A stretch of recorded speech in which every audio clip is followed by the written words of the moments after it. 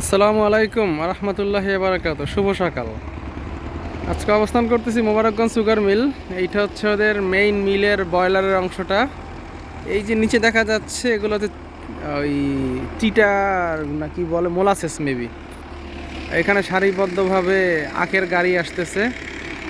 এই নতুন আর একটা গাড়ি এসে ঢুকলো। ওই বাইরে দেখা যায় নতুন দোকান। এইটা হচ্ছে ওয়েট ব্রিজ।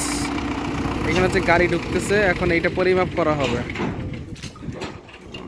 ওই হচ্ছে আখের বাগান রাস্তার ওপারে। আর এখান থেকে দেখলে হচ্ছে সবই আখ, লরি ভর্তি সব আখ। এক একটা গাড়িতে প্রায় 4,000-5,000 কেজি করে আখ আছে। ওই একটা হচ্ছে ওয়েট স্কেলের ব্রিজ, ওইটা থেকে পণ্য খালাস করা হয়।